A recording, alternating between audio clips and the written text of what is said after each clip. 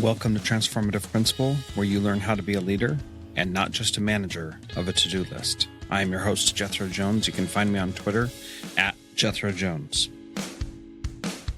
Over the past few years, I've been running a mastermind with principals, which is a way for us to get together and talk about the challenges that we're facing and come up with solutions to all the problems that are seemingly getting bigger and bigger every day.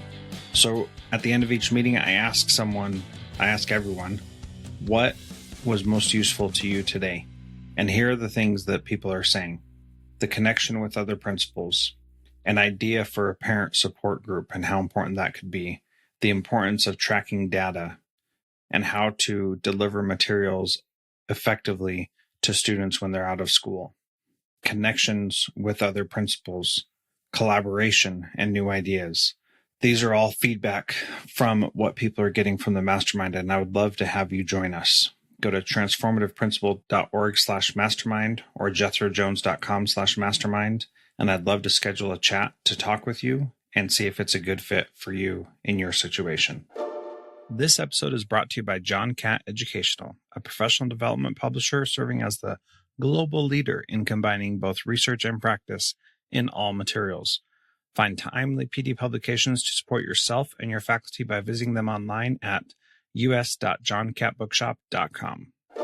Welcome to Transformative Principal. I am honored and excited to have Jeremiah Newell on the program today. Jeremiah, welcome to Transformative Principal. Thanks, Jeff. We're excited to be here. I'm really excited to talk to you about your school because you are doing something that is truly transformative and different. And so why don't you start by telling us about Excel and what your school looks like?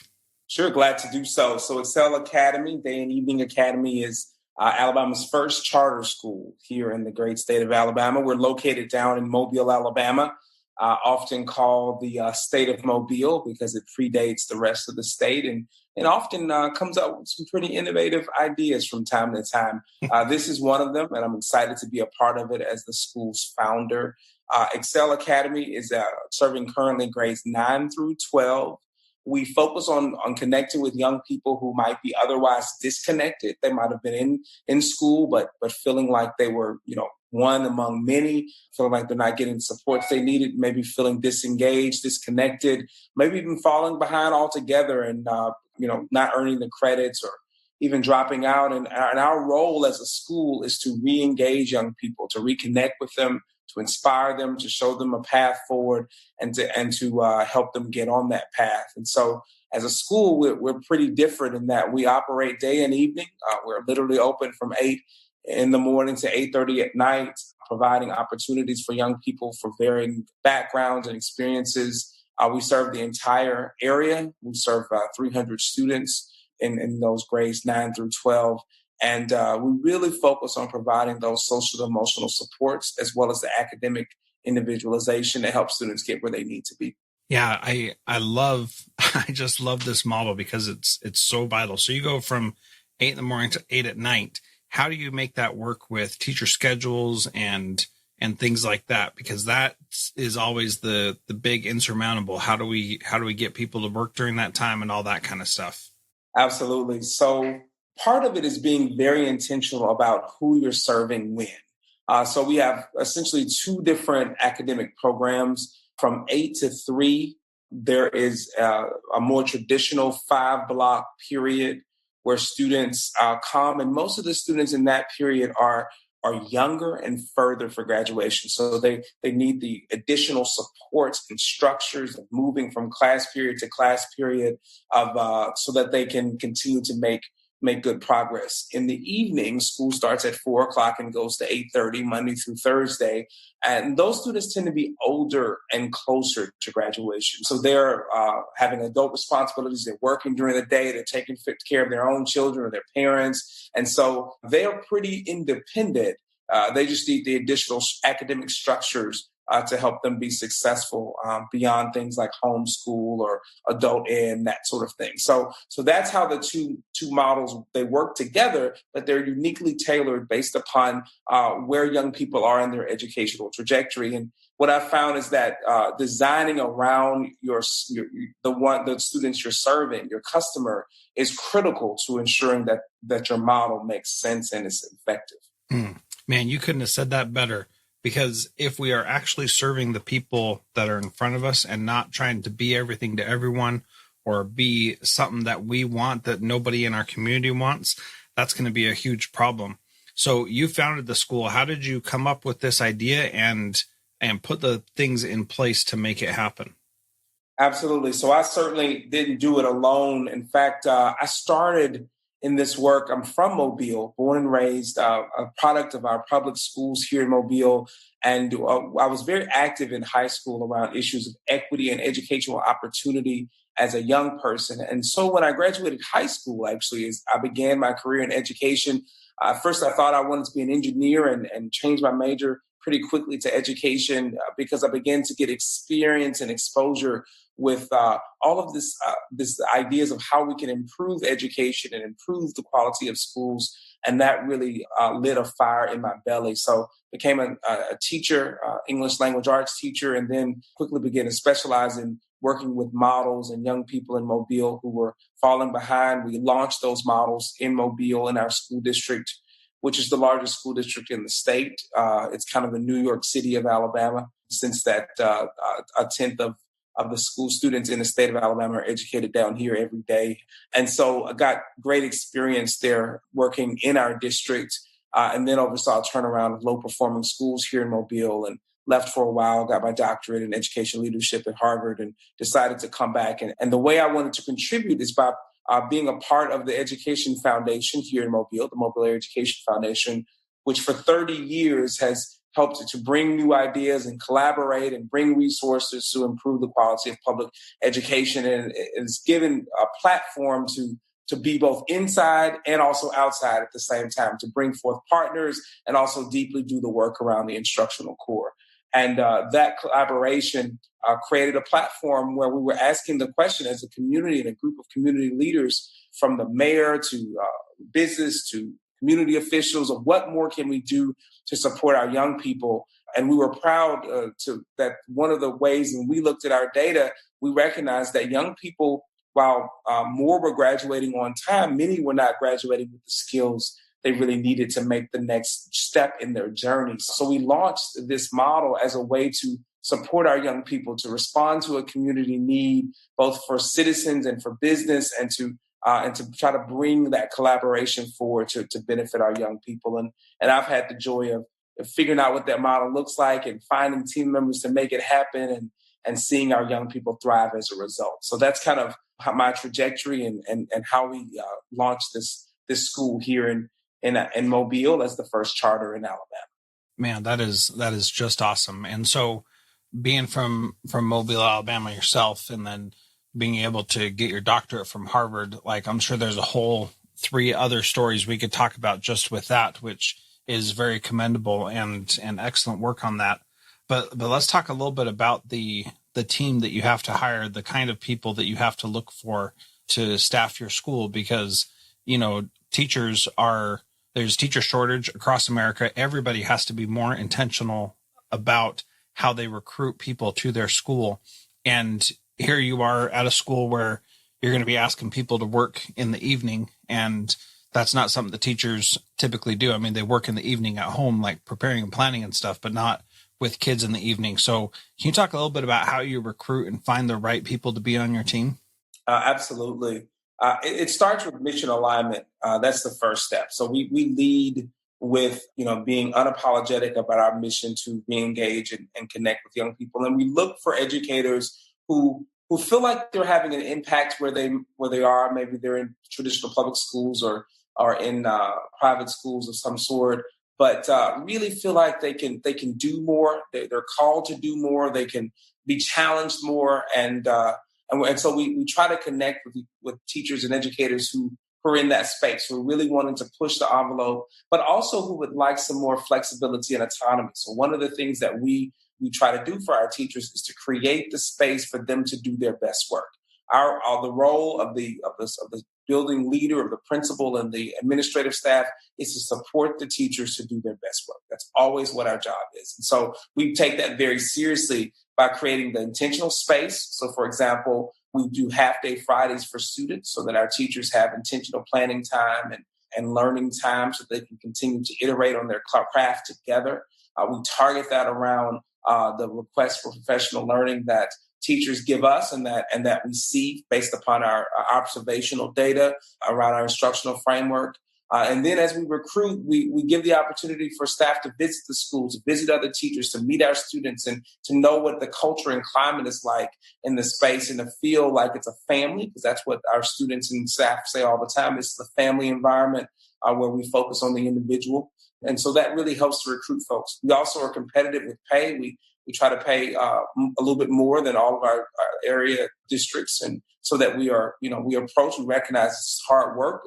Serving disconnected youth is harder, and it requires your whole mind, body, and spirit. And so we try to appreciate folks. And then that's where the evening work comes in. We don't require our teachers to work evening. There are a few that choose not to, but most do. And because we're a smaller program in the evening, then teachers are actually paid additionally to work in the evening. Sectionally, it's like an additional part-time teaching job.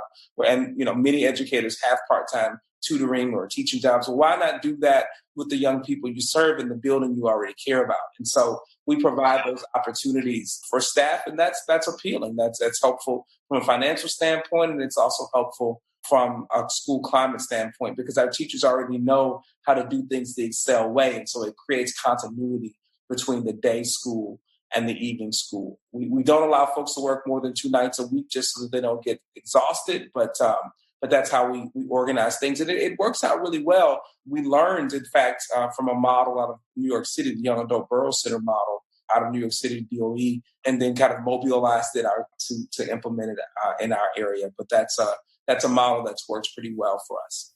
Yeah, that is really fascinating. So I love the idea of having your own staff work the evening as well. So I was in a Title I elementary school as an assistant principal at the beginning of my administrative career, and we had a after school program that went for an additional 2 hours. And as you can imagine, being the assistant principal, I was there every day, and I was there until the very last kid left. And that made for some really long days that it was easy to get burned out in that situation. It was easy for our teachers to get burned out. So I love that you don't have 2 different staffs, one for the day school, one for the evening school. I love that you don't allow people to work more than 2 nights a week. I think that's really important so that they can still have a life outside of school. But the reality is even in that Title I school, we had so many teachers who wanted to put in the extra time to help their kids that they were willing to do it because they cared so much. And so the way you did it is you put in blocks so that they can't overcommit. And I think that's really great. And I just love that model. So talk a little bit about your instructional strategy for your school. What does that look like? How is it different than a traditional everyday school that a kid would go to instead? Absolutely. So we're a blended learning school. And what that looks like is our teachers begin their planning first by identifying what core standards students need to master. We utilize NWEA map data like many school districts across the country and schools across the country to give us a sense of where our students are coming from. Many are joining us at various grade levels in the middle of their educational journey. And while they may come to us historically as a junior, they may have sixth or fifth grade math skills. And so we use those data to determine where we need to focus and how we schedule our young people. And then our teachers focus on intentional differentiation. So the teacher's going to identify those core standards, and then they're going to do short lessons followed by longer work time. And that work time may look like teachers pulling a group of students who are lower in this particular standard and get extra at-bats with the teacher, extra scaffolding. It look like in other parts of the classroom, students are working collaboratively and helping to scaffold one another because there's enough of a basis there to build upon their current knowledge. And then there's going to be some instances where students are pretty strong in this area and they're ready to go further, to go faster,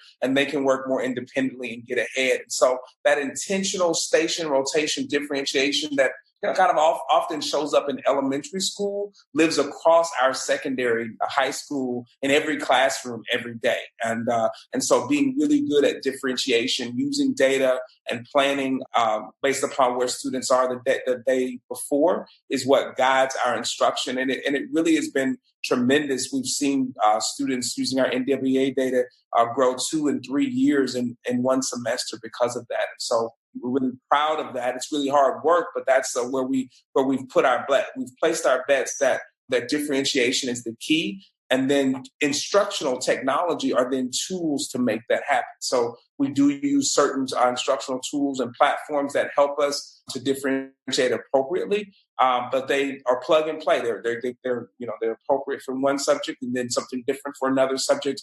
And so narrowing those and getting those right just help to accelerate the growth on behalf of our students and our staff. And that's how we think about the role of tech in our instructional model. It's very deeply connected to what are the standards, how do we know students are mastering it, and then how do we differentiate along the way to get students there, even though it may be at different times to get there eventually.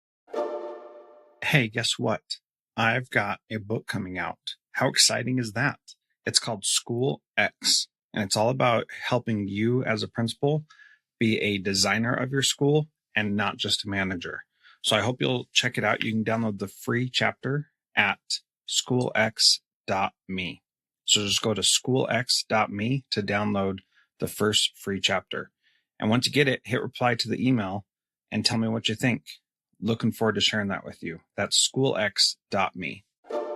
So I've been in a school where we've been able to grow our MAP scores really aggressively, but we weren't ever able to sustain it. Like we were able to do it in short bursts, but it sounds like you are able to sustain it, that kids continue to grow at a high rate with your approach. To what do you attribute that?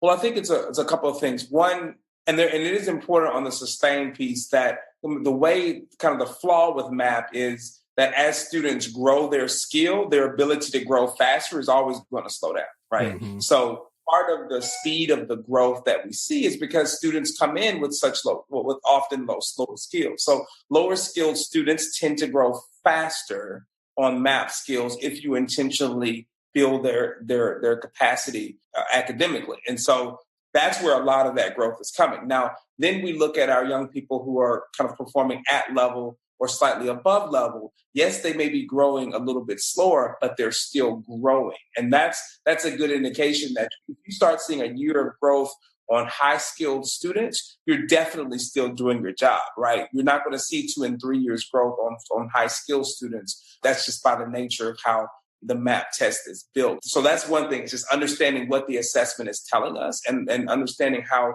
it varies based upon student skill. But what I attribute the growth really comes down to narrowing our focus. We cannot teach everything. We cannot teach everything well, certainly not.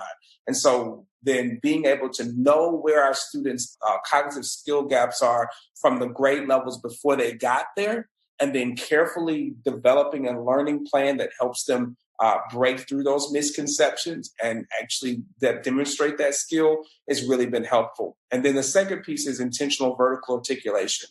Though we use block scheduling, which is tough, right? You do block scheduling one semester, then you're in a different class the next semester. It's critical for us for credit accumulation, so we have to do that.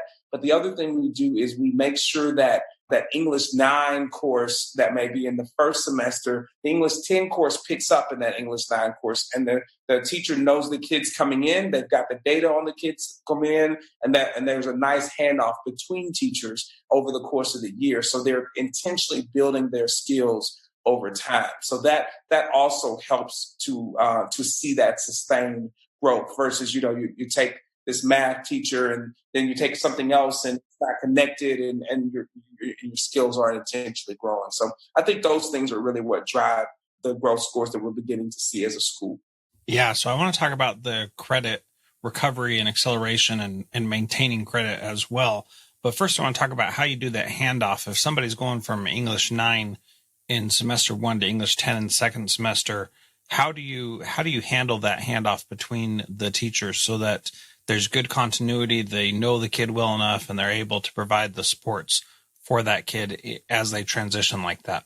So that's really where building the planning time matters so much. So because we have a half day every week, we intentionally schedule our learning time so that there's times where they're learning content, but there's also times where they're collaborating and planning together. And so then department teams can talk about the alignment of their instruction across grade levels, because really we don't use grade levels, we use phases. And so it's just the ongoing growth of students from one course to the next. And so through those department and content level meetings, as we get close to handoffs, the other English teachers know what the previous teacher has taught. They've planned together around those things. They know how far they've gotten, and they can talk about where the other teacher needs to pick up based upon the scope and sequence. But it doesn't just happen. You have to schedule the time and build it into your school day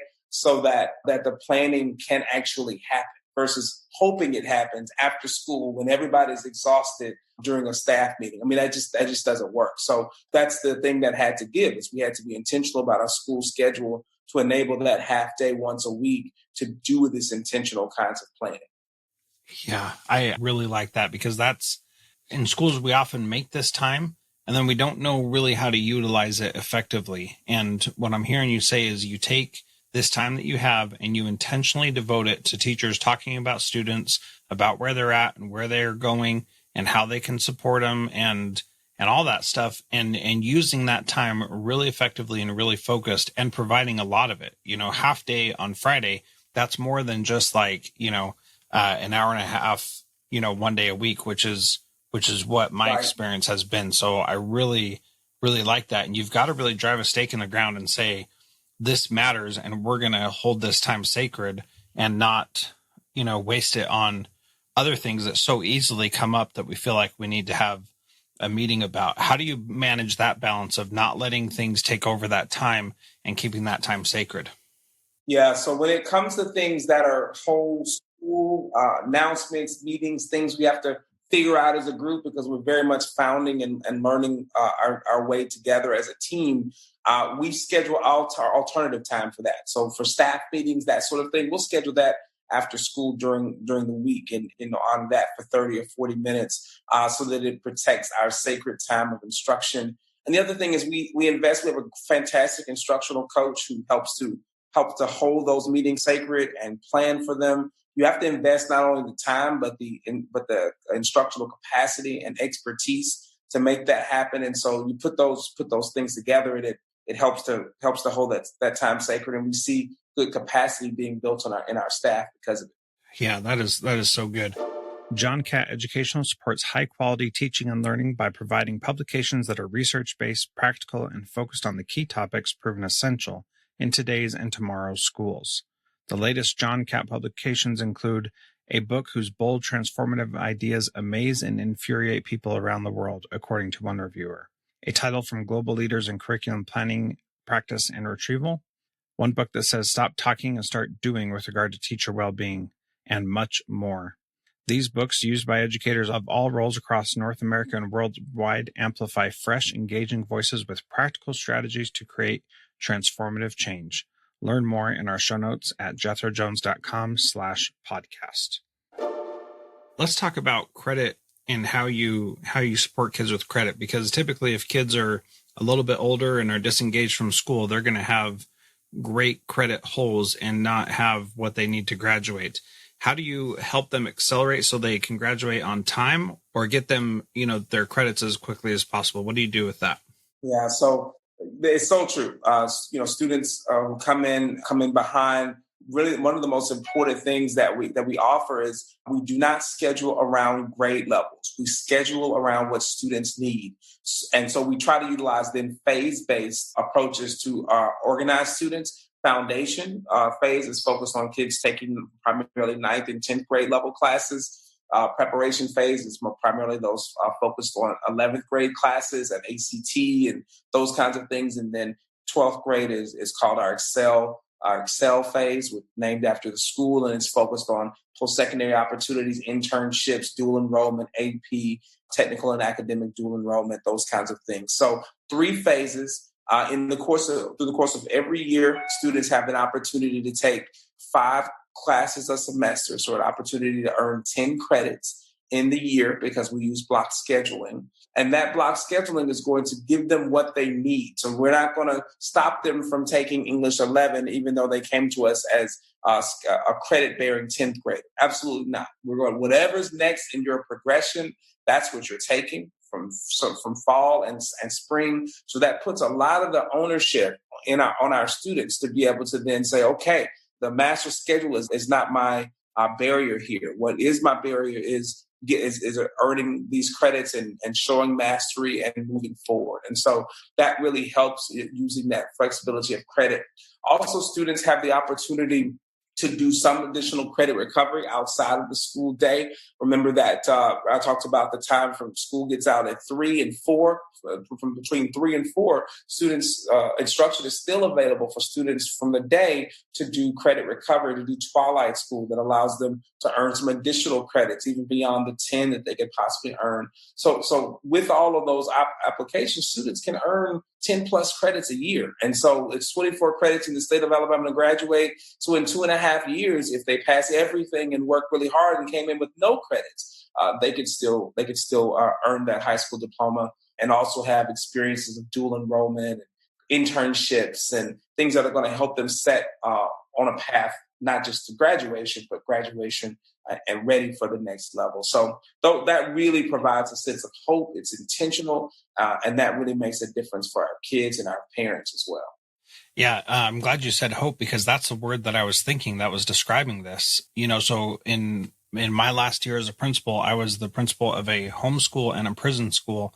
And these kids that were in the prison school, they were, going back and forth between a kind of a halfway house type of thing and being in the prison and lots of different options. A lot of kids came to the homeschool because it was like their last chance before they finally dropped out of high school. And I saw a lot of kids who were without hope. If you're in a traditional school, you fail a couple classes your freshman year, and it's really hard to get that credit back because there's just not a lot of time in the day to have the opportunity to get it back. And so I've seen a lot of kids recently who my heart just goes out to them because they don't have hope that they can ever accomplish anything meaningful because they're not going to be able to get their high school diploma in time for when they would typically do it. And you're providing that hope, which I think is just inspiring. So the last question that I ask, Jeremiah, is what is one thing that a principal can do this week to be a transformative principal like you? Well, I certainly don't think of myself as a transformative principal, but I do think that I have a responsibility to ask the question, what can I do differently to produce better results for my kids? And so I think one of the most important things that principals should be doing is regularly assessing the practices of the school. So the reason I went charter in this instance is because all too often in our districts, the way we do things is the way we've either always done them, or the way central office says has to happen, or there are just all these barriers and structures that are built in place, or that we put in our minds that we have to put in place. And they don't work for kids. They don't work for kids' lives. They don't work for the way the world works today. And so because of it, we lose a lot of young people who could have been really successful. So I think all principals who are committed to seeing transformative results have to be committed to challenging the status quo of their instructional model. Think of themselves as school designers, not just school leaders, not just school managers, but school designers, and continue to tweak with their schools, their models, challenge the status quo around their models, and try to improve upon the programming that can be offered so that they can better serve young people based upon the data they're receiving. So don't ignore those data. The data are very powerful, and they're data coming from all different places. And so some of the most important places to me that I get data from are from the young people that I wasn't successful with, right? Because that tells you areas in which your model isn't meeting need. So rather than say, oh, this wasn't just the right fit for this kid, not necessarily. It could have been if we did a design change, right? So what's the design change that we can have that can see a different result? I think so. That's what I do every day. That's what I'm committed to doing in intentional structures with my leadership team. And I think that helps to continue that cycle of improvement around model iteration, right? So that's what I would say any principal can do today. Is begin to challenge their model and use data to iterate around it. Yeah, I think that is fantastic. If you'd like to learn more about Excel Day and Evening Academy, you can go to excelacademymobile.com, or you can check out the show notes for this episode at jethrojones.com/podcast episode 341. And Jeremiah, thank you again so much for being part of Transformative Principal. It's been awesome to chat with you, and I appreciate what you're doing for kids. Thank you again, Jethro. Thank you to our valued partner, John Catt Educational. If you are a leader looking to make transformative change by providing yourself and your leaders and teachers with professional development that is research-based and rigorous, yet easy to digest and full of practical strategies, check out the latest publications from John Catt. Visit us.johncattbookshop.com to find information on bulk orders or learn much more in our show notes. You can also use the code TRANSFORMATIVE to save a bundle at us.johncattbookshop.com.